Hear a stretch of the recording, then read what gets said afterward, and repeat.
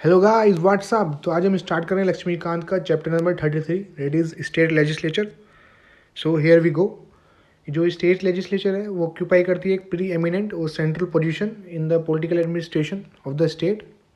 जो आर्टिकल है 168 to 2212 in part 6 of the constitution deal करता है with the organisation, composition, duration, office, procedure, privileges and power and so on of the state legislature. तो आप देखेंगे कि article 168 से 168 से लेके 212 तक इन पार्ट 6 में कॉन्स्टिट्यूशन की डील करता है। और दो these are similar to the parliament, तो कुछ डिफरेंस भी हैं जो हम आगे देखेंगे। अब देख लेते हैं कि ऑर्गेनाइजेशन स्टेट लेजिस्लेचर का, कि there is no uniformity in the organisation of state legislature. Most of the state जो है यूनिकैमरल सिस्टम से हैं, वाइल अदर जो है bicameral system means double house का सिस्टम।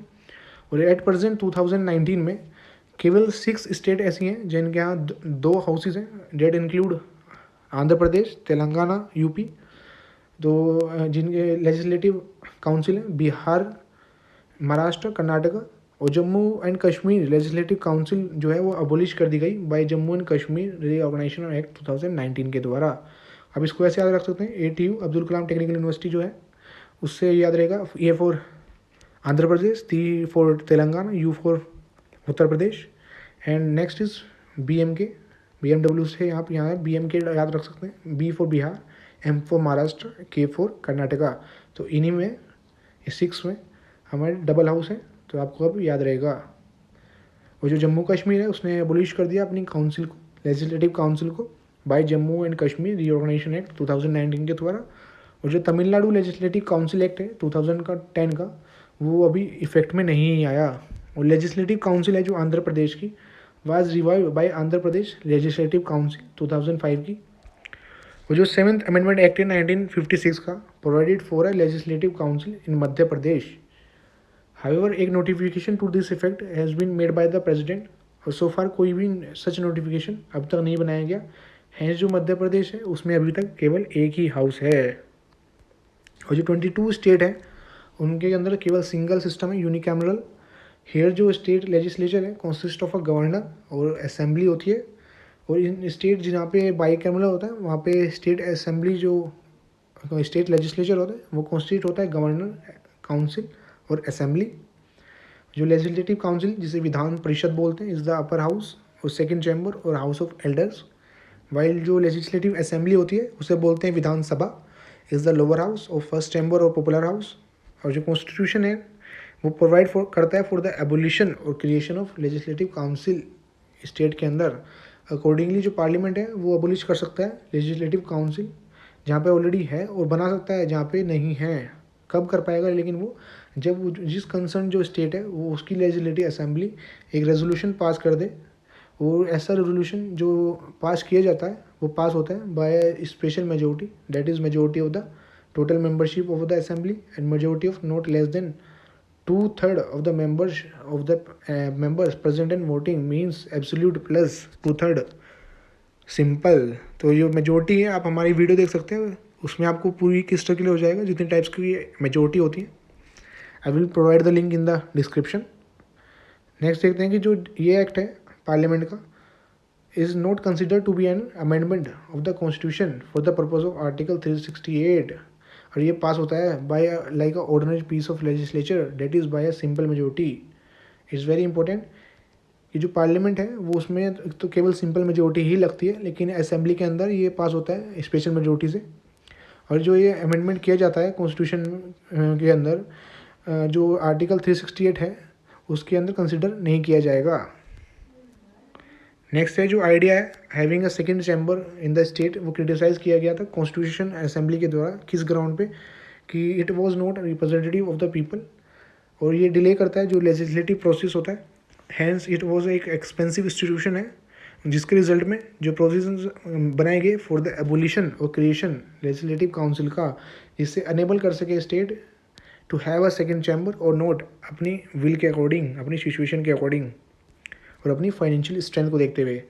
फॉर एग्जांपल जो आंध्र प्रदेश थी उसने गोट द असेंबली क्रिएटेड इन 1957, और उसने सेम नहीं उसे अबोलिश कर दी 1985 में। जो लेजिस्लेटिव काउंसिल है आंध्र प्रदेश की, वो अगेन रिवाइव कर दी गई 2007 के अंदर, after the enactment of the Andhra Pradesh legislative council act 2005 का। लेजिस्लेटिव काउंसिल है तमिलनाडु की, वो अबॉलिश कर दी गई 1986 में। Date of Punjab and West Bengal in 1969। और 2010 की थी में क्या हुआ, लेजिस्लेटिव काउंसिल लेजिस्लेटिव जो असेंबली थी तमिलनाडु की, उसने एक रेजोल्यूशन पास किया for the revival of the legislative council in the state. Accordingly parliament ने इनेक्ट कर दिया ये तमिलनाडु लेजिस्लेटिव एक्ट ऑफ 2010, जिसने प्रोवाइड किया for the creation of legislative council state के अंदर। However before this act was enforce, जो लेजिस्लेटिव असेंबली थी तमिलनाडु की, उसने एक अनदर रेजोल्यूशन पास कर दिया 2011 के अंदर फॉर द एबोलिशन। वो चाहते थे एबोलिश करना लेजिस्लेटिव काउंसिल। तो होप यहाँ तक क्लियर है आपको। अब कंपोजिशन देख लेते हैं दोनों हाउस की। कंपोजिशन ऑफ असेंबली, फर्स्ट है स्ट्रेंथ, कि जो लेजिस्लेटिव असेंबली है consist of representative directly elected by the people on the basis of universal identity franchise. इसकी मैक्सिमम स्ट्रेंथ जो होती है 500 होती है और मिनिमम जो है 60 है। इसका मतलब है जो इसकी स्ट्रेंथ वेरी करती है फ्रॉम 60 to 500, जो डिपेंड करती है पॉपुलेशन साइज पे स्टेट की, वेरी इंपॉर्टेंट। हावेवर जो आंध्र प्रदेश, सिक्किम और गोवा, इनके केसेस में जो मिनिमम स्ट्रेंथ है वो 30 फिक्स की गई है। और इन the case of Mizoram it is 40 and 46। तो लास्ट की एंट्री कैसे याद रख सकते हैं, मीना बोल सकते हैं। मीना में रहेगी 40 और 46। और जो फर्स्ट है हमारे ASG जो होते हैं अरुणाचल प्रदेश, सिक्किम, गोवा की ये पोस्ट है, उसको आप ट्रिक से याद रख सकते हैं कि इनकी मिनिमम जो है वो 30 है। अब देख लेते हैं कि जो नॉमिनेटेड मेंबर्स होते हैं, और लास्ट में ये भी है कि जो सब मेंबर्स होते हैं लेजिस्लेटिव असेंबली सिक्किम के और नागालैंड की, वो इलेक्ट होते हैं indirectly, very important. Nominated members कि जो गवर्नर होते हैं वो नॉमिनेट करता है एक मेंबर को from Anglo Indians community if the community adequately, मतलब एडिक्वेटली जो रिप्रेजेंटेड नहीं है असेंबली के अंदर। और जो एक्सटेंशन था 10 साल के लिए चलना था, डेट इज़ अप टू 1960, और इसको अनदर 10 ईयर के लिए एक्सटेंड कर दिया गया था 95th अमेंडमेंट के, डेट इज़ लास्ट इन 2020। और जो एट प्रेजेंट जो अमेंडमेंट आया है उसने इसको भी अबोलिश कर दिया है नॉमिनेशन का, जो अब करंट अफेयर में आप पढ़ लेंगे। जो टेरिटोरियल कॉन्स्टिट्यूंसीज देखते हैं, और purpose for holding direct election to the assembly, हर स्टेट को डिवाइड किया जाता है टू द कॉन्स्टिट्यूएंट, ये कॉन्स्टिट्यूशनल कॉन्स्टिट्यूंसीज में। और जो डिमार्केशन होता है इन कॉन्स्टिट्यूंसीज का, वो इस मैनर में किया जाता है कि जो रेशो होता है पॉपुलेशन हर कॉन्स्टिट्यूंसीज की, और जो नंबर ऑफ सीट्स जो उसको अलॉट की जाती है, population upon number of seat P/N, वो सेम हो थ्रू आउट द स्टेट। और दूसरे शब्दों में कहें, जो कॉन्स्टिट्यूशन इंश्योर करता है uniformity of representation between different constituencies एक स्टेट के अंदर इन अ स्टेट। जो एक्सप्रेशन इसमें यूज़ हो रहा है पॉपुलेशन, इसका मतलब है कि जो पॉपुलेशन लास्ट सेंसस में बताई गई थी और पब्लिश की गई थी, जो लास्ट सेंसस हुआ था। अब देखते हैं रीएडजस्टमेंट सेंसस के बाद। आफ्टर ईच सेंसस एक रीएडजस्टमेंट किया जाता है। फर्स्ट किस में, to the total number of seats जो असेंबली के अंदर है हर स्टेट की। सेकंड, डिवीज़न हर स्टेट का इनटू टेरिटोरियल कॉन्स्टिट्यूंसी। तो पार्लियामेंट एम्पावर है, डिटरमाइन कर सकती है अथॉरिटी और मैनर इसमें ये किया जाता है। अकॉर्डिंगली पार्लियामेंट ने एक इनेक्ट कर दिया एक एक्ट जिसे बोलते हैं डिलिमिटेशन कमीशन एक्ट, और ये 1952 से लेकर 2002 तक आया। और 42nd अमेंडमेंट जो था 1976 का, उसने फ्रोज कर दिया टोटल नंबर ऑफ जो सीट्स हैं असेंबली के अंदर हर स्टेट की, एंड डिवीज़न सच स्टेट का टेरिटोरियल कॉन्स्टिट्यूंसी में 2000 तक किस लेवल पे, 1971 लेवल का जो सेंसस था उस लेवल पे। और इस बैन को रीएडजस्ट किया गया और एक्सटेंड किया गया अनदर ईयर के लिए, date is up to 2026 by 84th amendment act 2001 with the same objective कि एनकरेज करे पॉपुलेशन लिमिटिंग मेजर्स। जो 84th अमेंडमेंट एक्ट था 2001 का, उसने ऑल्सो एम्पावर किया गवर्नमेंट को कि टू अंडरटेक रीएडजस्टमेंट और rationalisation of territorial constituencies state के अंदर किसके पॉपुलेशन फिगर बेसिस पे, 1991 पे बेसिस पे। लेकिन जो 87th अमेंडमेंट एक्ट था 2003 का, उसने प्रोवाइड किया जो डिलिमिटेशन होगा कॉन्स्टिट्यूंसीज का वो 2001 कंसेंसस की बेसिस पे होगा, ना कि 1991। तो आप इसको बेसिकली एक पेन और कॉपी साथ रखिए और उसको मार्क कर लीजिए सामने टेबल, तो आपको पूरा क्लियर वन गो में हो जाएगा in single go. However this can be done without altering the total number of seats in the assembly of each state. बिना ही ऑल्टर किए टोटल नंबर ऑफ सीट्स हैं जो असेंबली में हर स्टेट की, तो उन्हें टोटल बिना ऑल्टर किए ये हो जाएगा। अब रिजर्वेशन देख लेते हैं सीट्स का फॉर SC एंड ST। जो कॉन्स्टिट्यूशन है provided for the reservation seat for ST and ST assembly में हर स्टेट की, किसके बेसिस पे है? On the basis of population ratio. Originally जो रिजर्वेशन है वो 10 साल तक चलना था, डेट इज़ 1960, लेकिन इसको फिर 95th अमेंडमेंट है, इसने इसको 2020 तक कंटिन्यू किया। कंपोजिशन देख लेते हैं काउंसिल की। फर्स्ट है strength. Unlike the member of legislative assembly, जो मेंबर्स होते हैं लेजिस्लेटिव काउंसिल के वो इनडायरेक्टली इलेक्ट किए जाते हैं। वेरी इंपॉर्टेंट कि जो लेजिस्लेटिव असेंबली में तो डायरेक्टली होते हैं, लेकिन काउंसिल के अंदर इनडायरेक्टली इलेक्ट होते हैं। और जो मैक्सिमम स्ट्रेंथ होती है वो फिक्स की जाती है as a 1/3 of the total strength जो असेंबली की होती है। तो LC इज़ 1/3 ऑफ LA। और जो मिनिमम स्ट्रेंथ है वो 40 फिक्स की गई है, ऐसे नीचे नहीं जा सकते। इसका मतलब है कि जो साइज़ है काउंसिल का वो डिपेंड करता है असेंबली के साइज़ पे उस कंसर्न स्टेट की। और ये इसलिए किया गया कि जिससे प्रीडोमिनेंस कर सकें डायरेक्ट इलेक्टेड हाउस की, जो है assembly in the legislative affairs में कानून बनाने में जो लेजिस्लेटिव असेंबली है जो डायरेक्टली इलेक्टेड है उसकी डोमिनेंस कर सकें, इसलिए ये किया गया है। दो जो कॉन्स्टिट्यूशन है उसने कोई फिक्स नहीं किया है मैक्सिमम और मिनिमम लिमिट, इसके अंदर मैक्सिमम और मिनिमम लिमिट फिक्स नहीं किया है। जो एक्चुअली स्ट्रेंथ है काउंसिल की वो डिटरमाइन की जाती है, फिक्स की जाती है पार्लियामेंट के द्वारा। It's also very important. अब मैनर ऑफ इलेक्शन देख लेते हैं कि total number of members legislative assembly के, उनमें से जो 1/3 होते हैं वो इलेक्ट किए जाते हैं member of local bodies, state की जो म्यूनिसिपैलिटीज़ और डिस्ट्रिक्ट बोर्ड होते हैं। 1/12 होते हैं बाई ग्रेजुएट, जो 3 साल के लिए कोई डिग्री या ग्रेजुएशन कर रहे हैं, जो उसी स्टेट के अंदर डिसाइड करने चाहिए। Very important. 1/12 जो होते हैं वो इलेक्टेड किए जाते हैं टीचर्स के द्वारा of 3 year standing in a state not lowering in standard than the secondary school. 4th है कि 1/3 जो इलेक्टेड किए जाते हैं by the member of legislative assembly of the state from amongst person who are not member of the assembly. और 5th है जो reminder है नॉमिनेट किए जाते हैं गवर्नर के द्वारा फ्रॉम अमंगेस्ट पर्सन जिनकी स्पेशल नॉलेज और प्रैक्टिकल एक्सपीरियंस होता है in the field of literature, science, art, cooperative movement. That is the one I told you कि ये लेजिस्लेटिव असेंबली में एक नया ऐड हो जाता है। और सोशल सर्विस कि यहाँ पे कोऑपरेटिव मूवमेंट ऐड हो जाता है जो पार्लियामेंट के अंदर नहीं था नॉमिनेशन में। तो दोबारा रिवाइज कर लेते हैं कि 1/3 होते हैं जो लोकल बॉडीज से, अगेन जो 1/3 होते हैं वो जो मेंबर होते हैं लेजिस्लेटिव असेंबली का स्टेट के, जो उन amongst the person who are not member of the assembly उनसे। और 1/12 जो होते हैं वो होते हैं ग्रेजुएट स्टूडेंट्स और जो वो आर परसुइंग 3 ईयर स्टैंडिंग और residing with in the state. और अनदर 1/12 बाय जो इलेक्ट होते हैं टीचर्स के द्वारा of 3 year standing in a state, और जो सेकेंडरी स्कूल से नीचे स्टैंडर्ड में लोअर ना हो।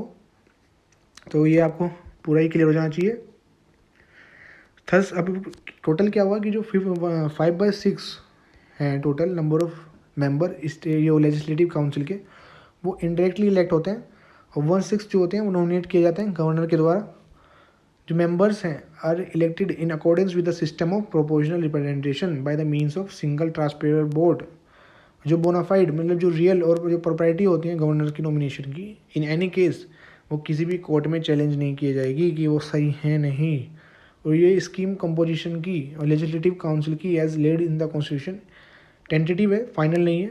पार्लियामेंट ऑथराइज है, इसको मॉडिफाई कर सकती है, रिप्लेस कर सकती है। However it has not been enacted any law for, कि पार्लियामेंट ने अब तक इसके रिगार्डिंग कोई लॉ इनेक्ट नहीं किया है। ड्यूरेशन देख लेते हैं दोनों हाउसेज का। First is duration of assembly. तो फर्स्ट है कि लाइक द लोकसभा जो लेजिस्लेटिव असेंबली होती है वो एक कंटिन्यूइंग चैम्बर नहीं है।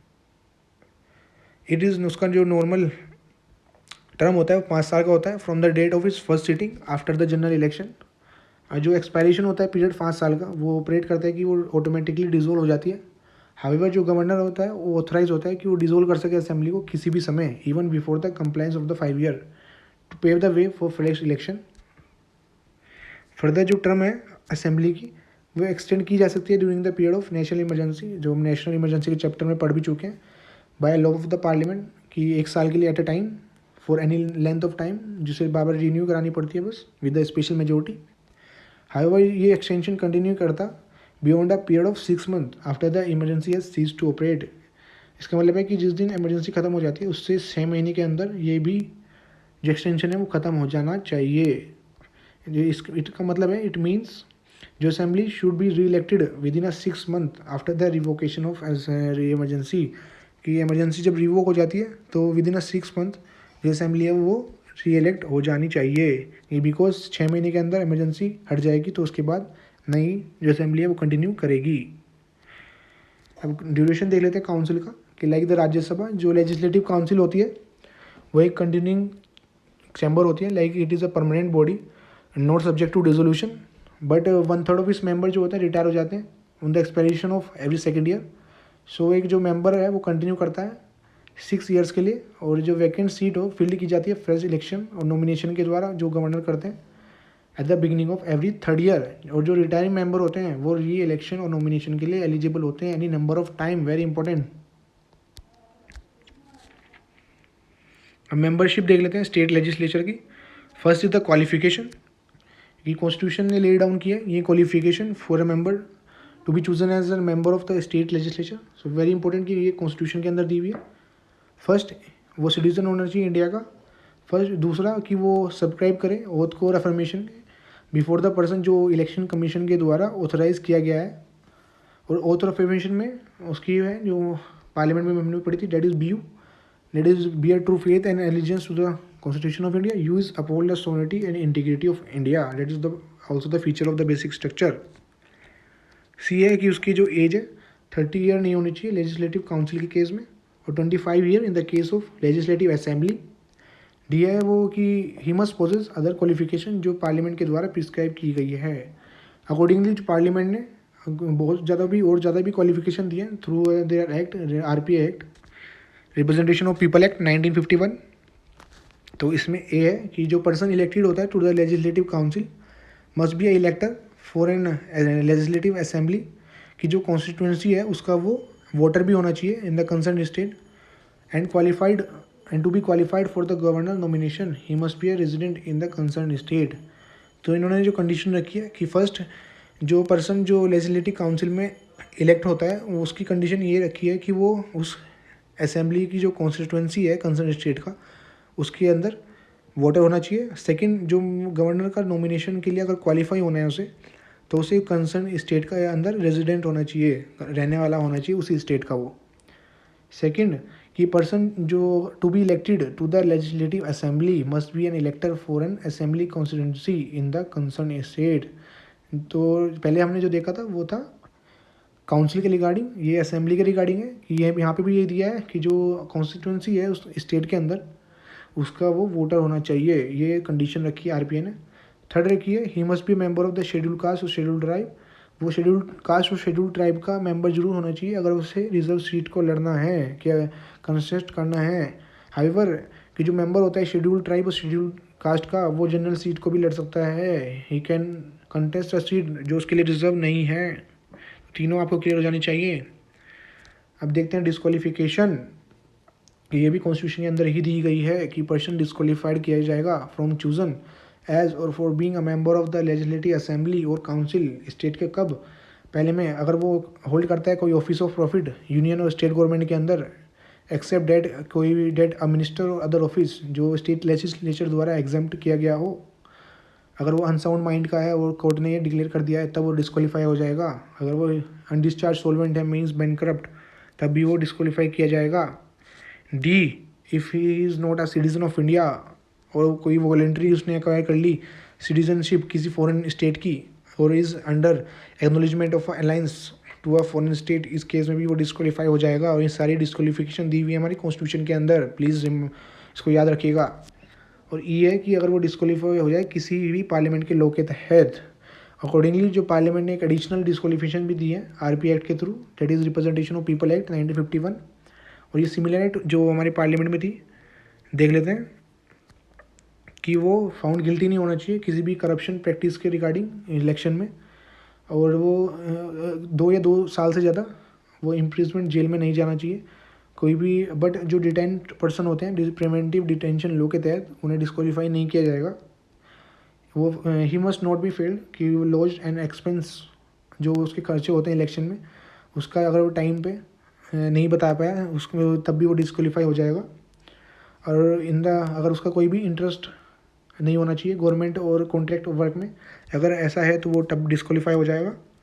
और वो किसी भी कंपनी में डायरेक्टर या मैनेजिंग एजेंट नहीं होना चाहिए किसी भी कॉरपोरेशन में जहाँ पे गवर्नमेंट का एटलीस्ट 25% है, उनमें ही must not be a director और managing agent not hold a office of profit in a corporation जहाँ पे गवर्नमेंट का एटलीस्ट 5% शेयर है। 6th है ही must not B dismiss from government service for corruption और डिसलॉयल्टी के रिगार्डिंग, और उसे कन्विक्ट भी नहीं होना चाहिए फॉर्म एनिमिटी को बढ़ावा देने के लिए डिफरेंट ग्रुप्स में, और ऑफेंसिस ब्राइबरी का नहीं होना चाहिए उसके पास। 8th है कि he must not been punished for preaching और practicing social crime like untouchability, dowry और सती, तब भी वो डिस्क्वालीफाई हो जाएगा। तो क्लियर ये कर लीजिए कि जो अब प्रोविज़न है फ्रॉम जो ये 5 प्रोविज़न है ए से ई ये कॉन्स्टिट्यूशन के अंदर दिए गए हैं, और जो नीचे 8 हैं ये हमारे रिप्रेजेंटेशन ऑफ पीपल एक्ट से हैं। तो दोनों आपको क्लियर हो जाना चाहिए। और इस क्वेश्चन के रिगार्डिंग वेदर एक जो मेंबर है become subject to above disqualification है या नहीं, कि जो उसमें गवर्नर का डिसीजन फाइनल होगा, और वहाँ पे हम देखते थे पार्लियामेंट में वहाँ पे प्रेसिडेंट का डिसीजन फाइनल था। However he should obtain the opinion of the election commission, और उसके अकॉर्डिंग वो एक्ट करेगा। अब डिस्क्वालिफिकेशन देख लेते हैं on the ground of defection. जो कॉन्स्टिट्यूशन ले डाउन दैट कि पर्सन को डिस्क्वालीफाई किया जाएगा from being a member of either house of the state legislature if he is so disqualified on the ground of defection under the following provision of the 10th schedule, जो हम anti defection पढ़ चुके हैं, आप उसकी video भी देख सकते हैं। और कोई भी क्वेश्चन डिस्क्वालिफिकेशन के रिगार्डिंग वो डिसाइड किया जाता है chairman in case of legislative council में, और speaker in case of legislative assembly note by the governor. और 1992 में सुप्रीम कोर्ट ने रूल किया था कि जो चेयरमैन और स्पीकर का जो डिसीजन है वो is subject to judicial review. अब थर्ड देखते हैं ओथ और अफर्मेशन, कि जो कोई भी मेंबर होता है either house of the state legislature before taking his seat in the house उसे has to subscribe and make to an oath और अफर्मेशन गवर्नर के सामने, और कुछ दूसरा पर्सन जो गवर्नर के द्वारा अपॉइंट किया गया हो। अब ये देख लेते हैं जो उनकी ओथ है। मेंबर ऑफ स्टेट लेजिस्लेचर जो स्वेयर करता है कि to bear true faith and allegiance to the constitution of India, इस सिंपल भी तो रहेगा ही कि अपहोल्ड द सोवरेनिटी और इंटीग्रिटी, ऑफिस फेथफुली डिस्चार्ज करे ड्यूटीज़ को अपने ऑफिस की। नीचे दिया हुआ कि अनलेस एक मेंबर जो ओथ लेता है ही कैन नॉट वोट और participate in the proceeding of the house and does not become eligible to the privileges immunities of the legislative, जो स्टेट लेजिस्लेचर का है। तो इसमें दिया हुआ कि अनलेस जब तक वो मेंबर ओथ नहीं लेता तो ना तो वो वोट कर सकता है, ना ही प्रोसीडिंग में पार्ट ले सकता है, और ना ही एलिजिबल हो सकता है प्रिविलेजेस और इम्यूनिटीज़ जो स्टेट लेजिस्लेचर की हैं। और वो पर्सन लाइबल होता है पेनल्टी के कितनी 500 रुपये पर डे के, अगर वो सीट करता है या वोट करता है हाउस के अंदर।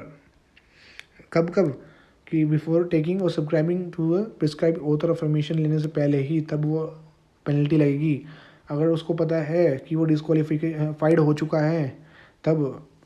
और थर्ड पॉइंट है अगर उसको वो पता है कि उसे प्रोहिबिट किया गया है कि वो सिटिंग और वोटिंग करने के हाउस के अंदर बाय वर्च्यू की किसी भी पार्लियामेंट्री लॉ के तहत या स्टेट लेजिस्लेचर के लॉ के तहत, तब भी उसको पास पेनल्टी लगनी ही लगनी है।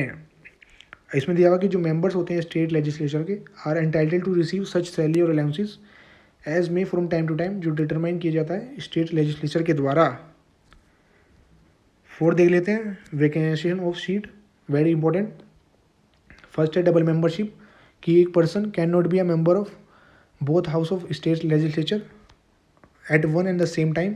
अगर ऐसा पर्सन जो है जो इलेक्ट हो जाता है दोनों ही हाउस में, that is state legislative assembly and the council, तो उसकी जो सीट होती है in the one of the house fall vacant as the provision of law made by the state legislature. तो उसकी सीट एक हाउस में वैकेंट होनी है डबल मेंबरशिप के दौरान। डिस्क्वालिफिकेशन क्या है कि अगर if a member of a state legislature subject to the any of the disqualification, तो उसकी सीट वैकेंट हो जाएगी। रेजिग्नेशन, कि अगर मेंबर खुद रिजाइन कर देता है राइटिंग करके चेयरमैन को in case of legislative council और स्पीकर को in case of assembly as the case में भी, जो सीट है उसकी वेकेट हो जाएगी अगर रेजिग्नेशन एक्सेप्ट कर लिया गया।